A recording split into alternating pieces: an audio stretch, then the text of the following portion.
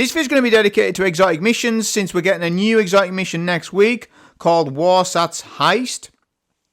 And I'm going to slow down the footage and analyse it, frame by frame almost, to decipher what I know or think about the mission.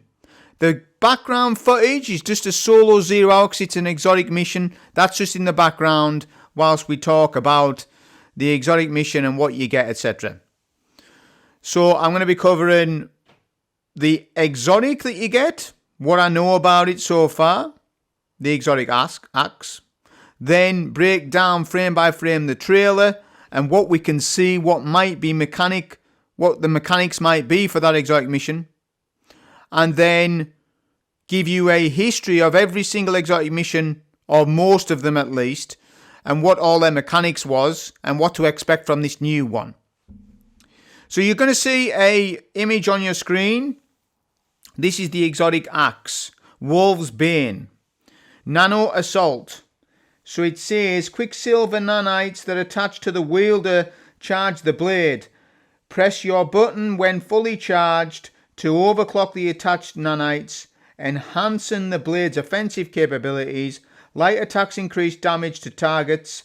Fully charged heavy attacks create a flaming Quicksilver swarm nado. To take note, this is a sword, it's not an axe. If you see below the word Wolfsbane, it says sword. It is an axe, but in terms of Destiny 2's coding, it is a sword. So when you're using certain exotics, or you're building out your builds, remember it's a sword. Now, we've got Stronghold Titans in the game, right? The Stronghold Titan exotic, which is featured for swords. That is due to get a buff either next week or the week after. I think it might be October 14th. The thing about it is, though, Stronghold Titan mains, there is another perk on this weapon, which I read it earlier. It gives you extra damage resistance when you use this Wolfsbane axe, but you are not allowed to block with it.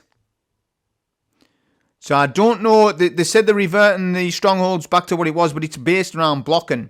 You cannot block with this axe, rendering it useless with strongholds. No one's talking about this, so I thought I would mention it.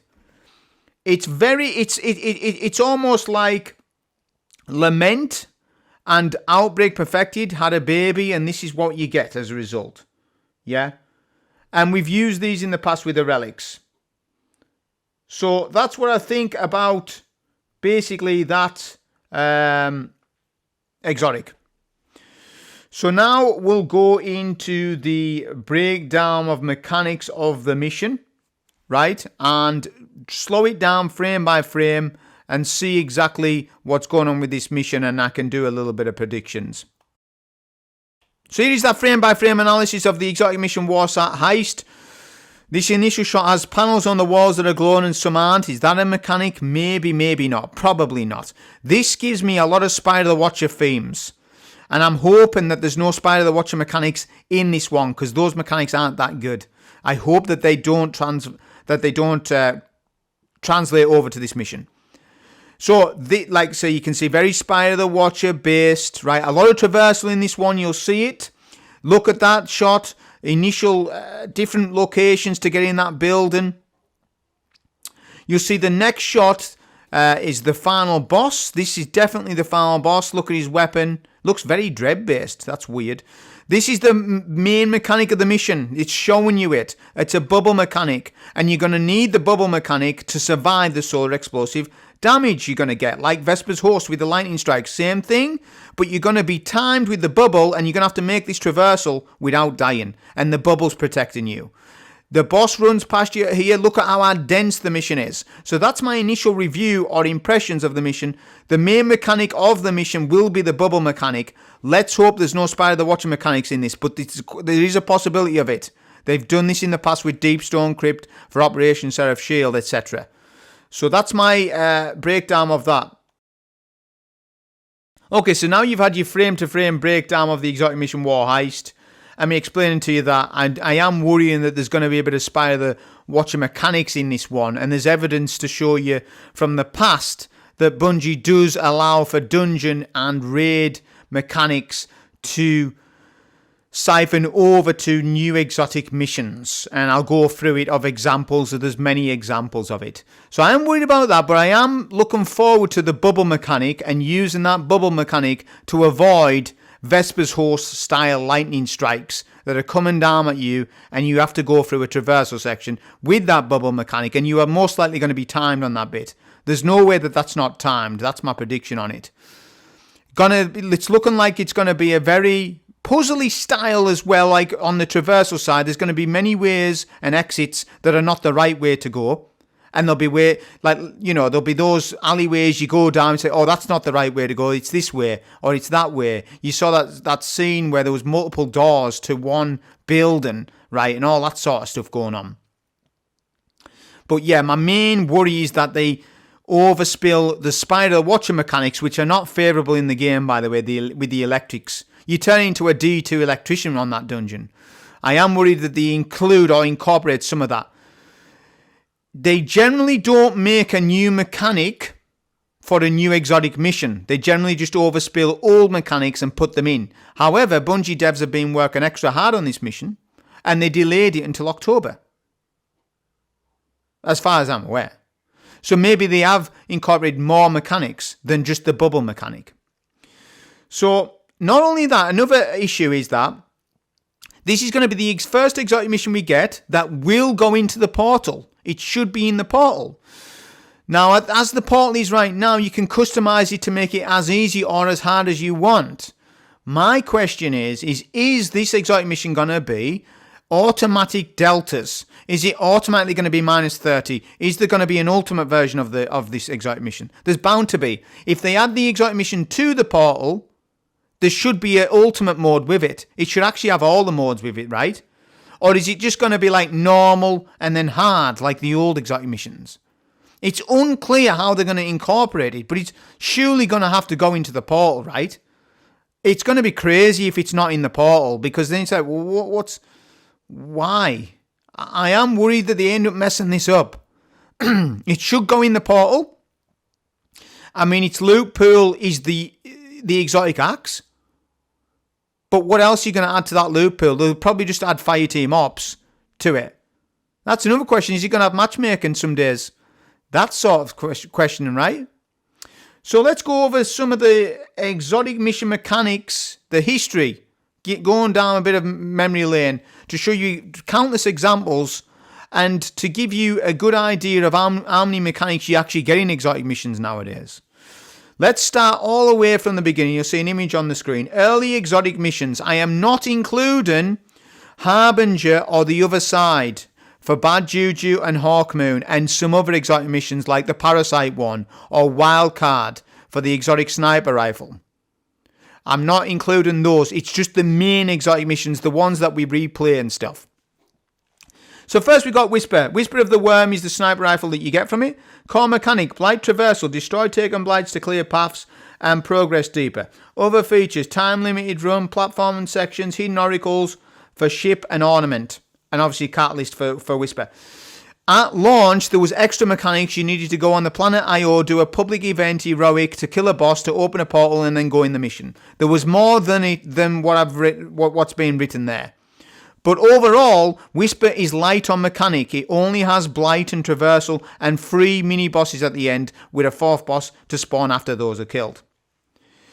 Whisper's light on mechanics. Whisper's light on mechanics. 0 hour. Outbreak perfected is the weapon you get. Core mechanic. Floor panel puzzle. Multi-room symbol matching to unlock hidden areas. Other features. Time limited mission. Heavy parkour. Vent crawling. Wall jumps. Optional heroic version with tougher enemies.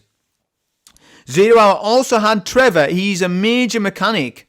He's not a mechanic on like a mechanic that you need to do, but he's a major component to 0 hour. 0 hour's main mechanic, in my opinion, is time. It launched with a tough timer at the time when it launched. Yeah. The floor panel is based on Arc Solar Avoid Surge, and you would need to input a different floor panel to get past it. That's a good mechanic. 0 hour, though, overall, isn't really about mechanics. It's more about combatant and speed. Combatant sections and speed and time. But it is overall light on mechanics compared to what we have today. Right, now we come to mid-era exotic missions of Destiny 2. Presage Dead Man's Tale is the scout rifle you get. Core mechanic, environmental hazards. Spores grant buffs to past barriers. Other features, horror vibe, hidden lore, data pads, time encounters with pressure plates. There was a lot of secrets with Presage at launch, right? And the major buff is the poison buff that you get from the poison spores to bypass areas. That is the main mechanic. There's also vents and shooting fuses. There's the trash compactor Star Wars reference in it, which was one of the greatest references in this game, I would say, in terms of the trash compactor being a thing, right? It adds pressure to it. I know you can survive it if you don't do it, but that's not the point. So yeah, Presage is a very well designed mission. Probably the second best exotic mission in the game, with 0 Hour being number 1, I would say so far, right, if I was to rate it. Presage had, mainly that 1 or 2 mechanic, and then it was more based on traversal, puzzling, on where to go, and that final Scorn boss is incredible at the end, with the heat wave mechanic. So there's actually quite a couple of mechanics when you think about it with Presage. There's quite a lot. Compared to any other mission so far, this had the most mechanics so far. Vox Obscura, Dead Messenger you would get. Good exotic GL. Core mechanic, tank combatant sections. Use interceptors and tanks to break Cabal defenses. Other features. There was a timer and some platform and sections. Not much, but there is a bit of running to the next objective, right? And then killing your scions and stuff. Okay, and meleeing those scions in the bubbles. So that had a bit of bubble mechanic in it as well, didn't it? Did Vox Obscura. In my opinion, though, Vox Obscura is the vehicle exotic mission. It has more vehicles than any other mission, basically. It was the vehicle one. Vox Obscura, whilst not that good of a mission compared to the rest, it's not a bad one, right? And you do get Dead Messenger for it. But nowhere near as mechanic heavy as Presage. Now we're going to Operation Seraph Shield. You get Revision 0, the exotic pulse rifle. By the way, the floor puzzle's on screen for 0 Hour. Look, you can see it. Core mechanic of Operation Seraph Shield. Security clearance puzzles. Upgrade keycards to open locked doors and disable defences. Other features, spacewalk outside the station. Laser traps. Fallen security bots. There was a floor puzzle in it, and there's deep stone crypt raid mechanics in Operation Seraph Shield. That is an example of Bungie putting raid mechanics in an exotic mission. And to be fair, they put nearly everything in it, right? You had all the buffs in it. The operator, the scanner, and all that stuff. I'm not going to go into that today with you, but you understand it, right? So, Operation Seraph Shield, I think on a replay value, it's not good because you need to keep doing there's too much mechanics in it, right? It doesn't have as good flow as 0 Hour or even Presage. See, with good exotic mission design, you need a good split between mechanic, traversal, combatant. Whereas Operation Seraph Shield was far too many mechanics and not enough combatant sections. But it did have a lot still, and I would say it did move the marker on what an exotic mission should be slightly. I don't think it excelled past Presage though. Okay, now we come on to the next image. So, Lightfall era exotic missions. Again, we're not covering all of them, just the main ones. Nord.override.avalon, you get Vex Caliper and exotic glaive for it. Core mechanic, Vex data pad. Vex data node puzzles. Shoot coloured nodes in sequences to progress. Other features, heavy Vex wave combat, hidden lore nodes, optional challenges, unlock Vex Caliper perks, catalysts, intrinsics, and all that sort of stuff.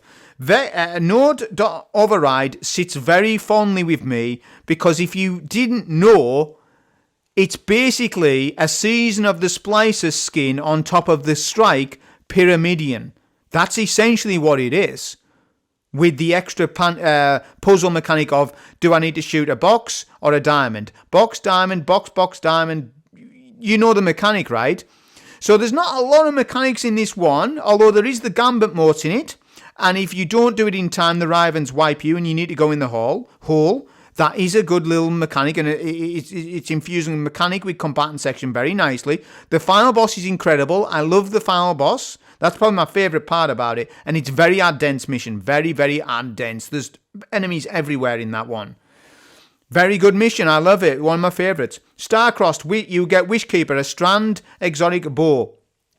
Core mechanic, light and dark arrow tether puzzles, align crystalline structures using arrows to unlock progress. That was the in the sky mechanic where you would shoot it to get catalysts and intrinsics for the bow. Extra mechanics with this one is the last wish taken symbols in that mission. You needed to know the symbols, like, is it bird, is it this, is it that? Yeah, and you would go through it like that, right? So that's another example of raid mechanics in an exotic mission again. Other features, taking corruption hazards, Dreaming City style aesthetics, hidden collectibles as well, right? In my opinion, Starcrossed is one of the worst exotic missions that Bungie has designed. It's up there as one of the worst. It's an awful mission. It's just an awful mission, I think. I think there's extra mechanics where you've got to pick up the buffs to go through the mists.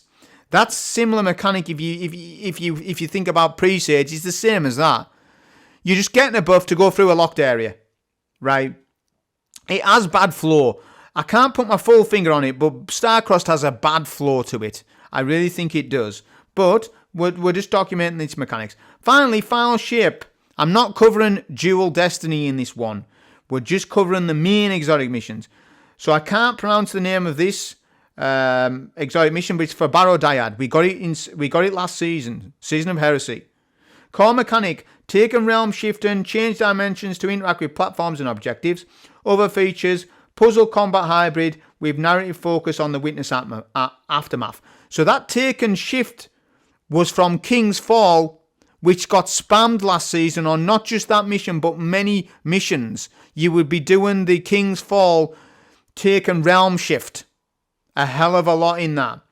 But I think this exotic mission was very good. I think a lot of us, though, were fed up at looking for secrets. So we only played this mission as many times as we needed to get the catalyst and the intrinsics for Barodiad. After that, we was done. We was fed up. However, how ironic is it? Last season, you lot were complaining that there's too many secrets in the game and you were sick of looking for all the secrets. And now there's no secrets in the game because of the portal, and now you want secrets back. There's no pleasing some of you, man. But isn't it funny? You complained last season and now you're complaining for the opposite reason. Encore, Quiet of One. One of the best weapons in the game. Core mechanic. Music theme residencies align platforms or crystals to tune the encounter. That was just to know the routing of where to put your buffs. Green is for platforming. Blue is for portals. So the green platforming is kind of from Garden of Salvation, where you would build a platform or an area, right? Because you have a bit of... You can build part of the map up, can't you, in Garden of Salvation? So you kind of get another style, raid style mechanic, but in an exotic mission. Other features, story-driven conclusion to episode echoes, multi-phase boss fight. I mean, technically I solo one-phased him, but I guess what they're saying is there's tormentors, subjugators. There is a lot of bosses in it. Encore's one of the longest missions. And the secret of whipping out Whisper of the Worm to open a secret door up at the time was very alluring. Remember that? We had to equip Whisper of the Worm and a door would open up secret. That was amazing. So Encore, I think, launched pretty good. It's maybe slightly too long of a mission. And then finally, we looked at Kel's Fall. Core mechanics, swap between material and mirror realms, killing mirror to collect motes, use them to break shields and open DPS windows. Other features, light braziers, solve mirror door puzzles, and play organ melodies for secrets and exotic. There was that secret with the organ at the end, and you could spawn a secret boss fight in it. But the main mechanics with Kel's Fall is lighting the fires to get where you need to be, routing. A lot of routing, collecting motes to get a buff to then DPS bosses and take shields down. Kel's Fall is a decent exotic mission, and you got the exotic shotgun for it, didn't you? But because we've all played Kel's Fall that much in the portal, it's become tiresome. But I am explaining to you the mechanics of Kel's Fall. So now you've had a full breakdown of the main exotic missions and their mechanics, so then you can see what to expect. At most exotic missions have one or two core mechanics at most, and they sprinkle in with traversal and sometimes a harsh timer, sometimes not. That'll be the next question. How much of a harsh timer will be on the new exotic mission? Will there be a very harsh timer? Hopefully it's not too harsh, because people complain about that. There's been timer issues in the portal already. I think Bungie does not want to put a harsh timer on this exotic mission, because if they do, they're going to get a hell of a lot of complaints again. Yeah.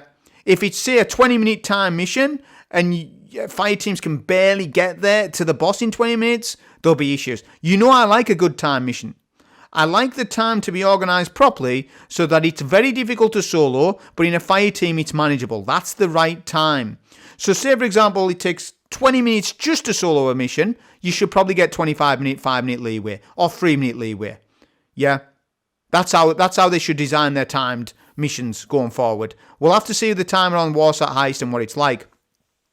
So yeah, that mission's due to come out next week, but next week is not the portal buff. The portal buff will be the week after, so it's going to be very interesting this next week leading up to the portal buff and how the exotic mission is going to be implemented in the portal, if it is coming to the portal. They haven't said anything.